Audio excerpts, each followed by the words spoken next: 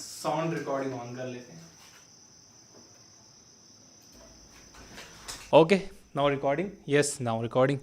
तो आपका स्वागत है इस अद्भुत से चैनल पे जिसका नाम है ये बुक। और आज इस वीडियो में मेरा फेवरेट टॉपिक है कम्युनिकेशन स्किल्स। 6 तरीके से बताने वाला हूँ आपको जो यूज़ करना चाहिए किसी से भी बात करते हैं। अगर आप ऐसे बात नहीं कर सकते हो जैसे मैं बता रहा हूँ तो चुप रहना बेहतर है। यस, चुप रहना बहुत अच्छा है। बात करो तो ऐसे करो, नहीं तो चुप रहो। और शायद मैं यही वीडियो का टाइटल भी रख दूँ।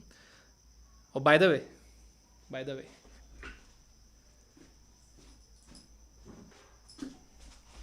यस, ले आया मैं फ़ोन। आज मैं ये बुक ऐप पर सुन रहा था द 4 टेंडेंसीज। आ जाओ फोकस। या थोड़ा सा प्रमोशन। तो अगर आप ये बुक सुनना चाहते हो, 500 से ज़्यादा बुक समरीज अब तक हम अपलोड कर चुके हैं। डिस्क्रिप्शन में लिंक है। Get a early discount of ₹300। Yes, use the coupon code ये book 699। And by the way, ये जो बाल बड़े हुए हैं इनका राज कोई साबुन, तेल या शैम्पू नहीं है। मुझे आपके क्वेश्चंस आते हैं मेरे पर्सनल इंस्टाग्राम पर। इसका राज है लॉकडाउन। अब हो गया ख़त्म, लेकिन बढ़ गए, अब देखेंगे। और ये टॉपिक समझाने के लिए मैं एनिमेशन की ही मदद लेने वाला हूँ। मुझे वो उसमें मज़ा आता है और काफ़ी अच्छे से ये देखने वाले के माइंड में भी बैठ जाता है। शुरू करते हैं। गाइस, अगर आप ये चाहते हो कि लोग आपको सीरियसली लें, आपकी बातें माने, तो ऐसा तभी पॉसिबल है जब लोग आपको इस काबिल समझें, वो आपको इतना इंटेलिजेंट, इतना समझदार समझे कि आपकी बातों को वो इग्नोर ना कर सकें। अगर आपको लगता है कि आपके पास बहुत नॉलेज होगा तो आप इंटेलिजेंट माने जाओगे, तो मैं आपको बता दूं कि ऐसा नहीं है। सिर्फ नॉलेज होना इंटेलिजेंस नहीं कहलाता है। आपको अपनी बात दूसरों तक पहुंचानी आनी चाहिए, जिसे हम कन्वर्सेशन या कम्युनिकेशन स्किल्स कहते हैं। और यकीन मानिए कि खुद को इंटेलिजेंट साबित करना इतना मुश्किल काम भी नहीं है। इस वीडियो में मैं आपको कम्युनिकेट करने की 6 ऐसी स्टाइल्स बताने वाला हूं। अगर आप वो इस्तेमाल करते हो और उसकी प्रैक्टिस करते हो तो आप ना सिर्फ इंटेलिजेंट नजर आओगे, बल्कि आप सच में एक स्मार्ट, इंटेलिजेंट, समझदार और जिम्मेदार इंसान बनकर उभरोगे। तो चलिए बिना किसी डीले के डायरेक्ट आते हैं हम काम की बात पर। पहली बात है, एजम्पशन से दूर रहो। सोचिए, अगर किसी ऑफिस मीटिंग में कोई इंसान बिना फैक्ट्स और फिगर्स के बड़ी बड़ी बातें कर रहा हो तो उसकी बात आपको डेफिनेटली फालतू की बकबक लगेंगी। कोई आपके बारे में भी ऐसा ना सोचे कि आप बस बकबक करते रहते हो।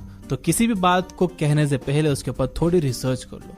जब आप अपनी बात को फैक्ट्स और फिगर्स और रिसेंट रेफरेंसेस के साथ, पुराने रेफरेंसेस नहीं, ताजे रेफरेंसेस के साथ पेश करते हो तो लोगों को आपकी बात में दम लगता है और सबका इंटरेस्ट आपकी बातों में बढ़ता है।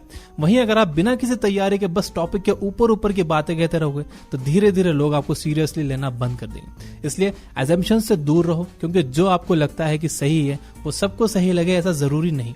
लोग बस उसी बात को सही मानते हैं जिसके सपोर्ट के लिए रेफरेंसेस और फिगर्स मौजूद होते हैं। नंबर 2 है, सिंपल लैंग्वेज का इस्तेमाल करो। मैं रसल ब्रांसन की बुक एक्सपर्ट सीक्रेट पढ़ रहा था। उन्होंने उसमें बताया कि अमेरिका में 2016 में जो प्रेसिडेंशियल इलेक्शन हुए थे जिसमें ट्रम्प जीते थे, उन इलेक्शन के बाद एक स्टडी की गई सभी कैंडिडेट्स की स्पीच पर। उसमें पता चला कि ट्रम्प की स्पीचेस ऐसी थी कि उसे एक 3री-4थी क्लास का बच्चा भी आसानी से समझ सकता था। उन्होंने अपनी बातें इतने आसान शब्दों में रखी थी, जबकि दूसरे जो कैंडिडेट्स थे उनकी स्पीचेस ऐसी थी जिन्हें 8वीं, 9वीं और या 10वीं क्लास के ऊपर के बच्चे ही समझ सकते थे। यानी कि ये लोग अपने आप को स्मार्ट दिखाने के लिए मुश्किल वर्ड्स, मुश्किल टर्म्स का इस्तेमाल करते थे, जो कि उनके लिए भारी पड़ा। आप चाहे कितने ही जरूरी टॉपिक पर कितनी ही इंपॉर्टेंट बात बोल रहे हो, लेकिन अगर वो बातें सुनने वाले के सर के ऊपर से जाएगी तो वो उसे नहीं सुनेगा और उसे आपकी सारी बातें बकवास लगेंगी। इसलिए अपनी लैंग्वेज को सिंप्लीफाई करो और आसान से आसान शब्दों का इस्तेमाल करो। आपकी बात इतनी आसान होनी चाहिए कि जो लोग आपकी फील्ड से ना हो उसे भी आपकी बात समझ में आ जाए। बुकिश लैंग्वेज और रटी रटाई टर्म्स और डेफिनेशंस का इस्तेमाल करने की बजाय उन्हें थोड़ा मॉडिफाई करो। मुश्किल वर्ड्स को आमतौर पर इस्तेमाल होने वाले वर्ड्स से बदल दो। अल्बर्ट आइंस्टाइन का कहना था कि अगर आप किसी बात को सिंपल शब्दों में नहीं समझा सकते हो तो इसका मतलब वो बात असल में आपको भी समझ में नहीं आई है। ठीक है। नंबर 3 है, बॉडी लैंग्वेज का सही इस्तेमाल करो। जैसे ही आप किसी कन्वर्सेशन को स्टार्ट करते हो, आपकी बातों से पहले आपकी बॉडी बोलती है। अगर आपकी बॉडी लैंग्वेज प्रॉपर नहीं है तो आपकी बात चाहे कितनी ही सही क्यों ना हो, लोग आपका मजाक बना सकते हैं। आपका पोस्चर, हाथों का इस्तेमाल और सामने वाले के साथ आई कांटेक्ट, ये सब बॉडी लैंग्वेज का एक हिस्सा है। मैं कुछ बहुत कॉमन बातें बता देता हूं जिनका आपको ध्यान रखना चाहिए। पहली बात यह कि बिना वजह पैर मत हिलाओ, इससे आप नर्वस नजर आते हो। बोलते हुए यहां वहां मत देखो, बल्कि आई कांटेक्ट बनाकर बोलो। आई कांटेक्ट के लिए 50-70 रूल का इस्तेमाल करो। यानी जब आप बोल रहे हो तो 50% of the time eye contact बनाओ और जब आप सुन रहे हो तो 70% ऑफ द टाइम सामने वाले की आंखों में देखकर सुनो। ये बातें आपके कॉन्फिडेंस लेवल को शो करती हैं। अगर आपकी बॉडी लैंग्वेज में कॉन्फिडेंस है तो आपकी छोटी छोटी गलतियों पर किसी का ध्यान नहीं जाएगा और लोगों को आपकी ज्यादातर बातें सही लगेंगी। आपका चेहरा आपकी पर्सनालिटी का एक आईना है। चेहरे पर हमेशा एक छोटी सी स्माइल रखें। स्माइलिंग एक नॉन वर्बल कम्युनिकेशन, ये शब्दों से ज्यादा लाउड होती है। आपकी स्माइल से पता चलता है कि आप सामने वाले से कह रहे हो कि आई लाइक यू। एक चीनी कहावत भी है कि एक इंसान जिसके फेस पर स्माइल नहीं है उसने कभी कोई दुकान नहीं खोलनी चाहिए। नंबर 4 है अपनी आवाज की पिच को सही रखो। क्या आपको कभी भी किसी मीटिंग में ऐसा लगा है कि बस नींद ही आने वाली है? अक्सर जब बोलने वाले की आवाज की पिच बहुत कम हो और वो एक ही सुर में लगातार अपनी बात को बोले जा रहा हो तो ऐसा लगता है कि जैसे वो कोई लोरी सुना रहा हो। इसलिए सबसे पहले अपनी बात को कहते समय आवाज थोड़ी लाउड रखो ताकि हर कोई आपका हर पॉइंट क्लियरली सुन सके। लेकिन साथ ही आपको इस बात का भी ख्याल रखना है कि आप चिल्लाने वाली टोन में बात ना करो, जैसे कि आप अपना पॉइंट ऑफ व्यू लोगों पर थोपना चाहते हो। एक तरफ जहां बिल्कुल कम आवाज में बोलना ये दिखाता है कि आप अपनी बात के बारे में श्योर नहीं हो, वहीं दूसरी ओर ज्यादा जोर से चिल्लाना डिसरिस्पेक्ट भी शो करता है। दोनों ही केसेस में आप इंटेलिजेंट नजर नहीं आओगे। नंबर 5 है बातों के बीच में पॉज दो। बातें हो या जिंदगी, अगर आपको इन्हें सही से समझना है तो थोड़ा पॉज तो बनता है। अगर आप कन्वर्सेशन में पॉज नहीं दोगे तो जब लोग आपकी पहली बात समझने की कोशिश कर रहे होंगे तब तक आप तीसरी बात बोलना शुरू कर दोगे। इसलिए थोड़ा आराम से बोलो। जिस तरह लिखते समय हम कॉमा और फुल स्टॉप का इस्तेमाल करते हैं उसी तरह बोलते समय भी इनका इस्तेमाल बहुत जरूरी है। पॉज का इस्तेमाल आप सस्पेंस बनाने के लिए भी कर सकते हो ताकि जिन लोगों का ध्यान आपकी बातों से भटक गया था वो भी दोबारा आपको सुनने लगे। या आप चाहो तो किसी इंपॉर्टेंट पॉइंट के बाद पॉज दे सकते हो ताकि लोगों को उस बात की सीरियसनेस को समझने का मौका मिल जाए। पॉजेस कन्वर्सेशन का नेचुरल पार्ट होते हैं। और बात करें अगर पब्लिक स्पीकिंग की, जब पब्लिक स्पीकिंग में आप पॉजेस यूज करते हो तो आप ट्रस्टवर्दी और जेन्युइन नजर आते हो। अच्छे पब्लिक स्पीकर्स 2-2, 3-3 सेकंड्स के पॉजेस लेते हैं, कई बार तो उससे भी लंबे। नंबर 6 है फिलर वर्ड्स का इस्तेमाल मत करो। फिलर वर्ड्स यानी वो शब्द जो बातों के बीच में हम अनजाने में कह जाते हैं, जैसे कि एक्चुअली, ऑब्वियसली, यू नो, जो है तो।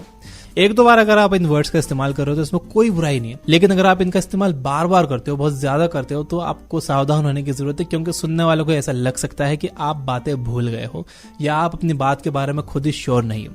तो अगली बार जब आप किसी प्रेजेंटेशन या इंटरव्यू में जाओ तो खुद पर गौर करो कि आप कितनी बार इन फिलर वर्ड्स का इस्तेमाल करते हो। जब आप गौर करना शुरू करोगे तो इनका इस्तेमाल भी खुद ब खुद कम हो जाएगा। 5th पॉइंट यहाँ पर भी काम करता है। जब आप अपनी बातों के दौरान पॉजेस लोगे तो फिलर वर्ड्स अपने आप ही कम हो जाएंगे। तो ये थे किसी से भी बात करने के 6 ऐसे तरीके जो आपको भीड़ से अलग बनाते हैं। मैं इसको समराइज करता हूं और आप 2 काम करो। पहला ये कि इस वीडियो को लाइक करो। जब ज्यादा लोग इस वीडियो को लाइक करेंगे तो यूट्यूब का एल्गोरिथम इस वीडियो को ज्यादा से ज्यादा यूजर्स को सजेस्ट करेगा। तो आपके एक लाइक करने से दूसरे लोगों की भी हेल्प होगी और आपके इस चैनल को सपोर्ट भी मिलेगा। दूसरा काम आप ये करिए कि कमेंट करके मुझे बताइए कि अगर मैं कम्युनिकेशन स्किल्स पर और वीडियोस बनाऊं तो कैसा रहेगा, बताइए। तो चलिए इसे मैं अब करता हूं समराइज। नंबर 1 ये है कि आप अजम्पशन से दूर रहो। किसी भी ऑफिस मीटिंग में आप बिना फैक्ट्स और फिगर्स के और बिना रिसेंट रेफरेंसेस के आप बात मत करो। नंबर 2 है जितने ज्यादा हो सके सिंपल लैंग्वेज का इस्तेमाल करो। और यही सिंपल लैंग्वेज के प्रिंसिपल पर हम ईबुक ऐप पर बुक समराइज कर रहे हैं।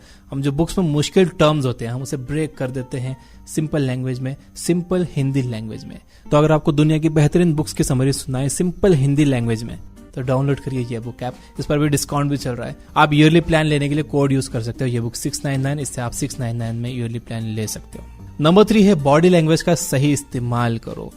याद रखिए कि आपके कुछ बोलने से पहले ही आपकी बॉडी काफी कुछ बोलती है, लोग नोटिस करते हैं। नंबर 4 है आपकी आवाज की पिच सही रखें। बहुत जोर से चिल्ला के भी नहीं बोलना और इतना धीरे और बिल्कुल एक जैसी टोन में भी नहीं बोलना है कि लोगों को नींद आने लगे। नंबर 5 है बातों के बीच पॉज दो। बिल्कुल एक जैसे बोलते हुए नहीं जाना है जैसे कि मेरी पुरानी वीडियोस होती थी। नंबर 6 है फिलर वर्ड्स का इस्तेमाल कम करो लेकिन कम करो। एक्चुअली जो है तो मैंने देखा कई लोग जो है तो बहुत बोलते हैं, हर बात में जो है तो, और ठीक है वर्ड्स में कई बड़े यूट्यूबर्स को देखा है ठीक है बार बार बोलते हैं, तो ऐसा अच्छा नहीं लगता। तो ये थे कम्युनिकेट करने के 6 ऐसे तरीके। अगर आप इन्हें अप्लाई करते हो, थोड़ी प्रैक्टिस करते हो, तो आप डेफिनेटली स्मार्ट ना सिर्फ नजर आओगे बल्कि आप असल में स्मार्ट बनोगे। और एक बार फिर से रिमाइंड करूं, वीडियो जरूर लाइक कर देना। और एक और बात मैं आपको रिमाइंड कर दूं कि you guys are amazing, keep reading, keep learning, keep growing. Thank you for watching.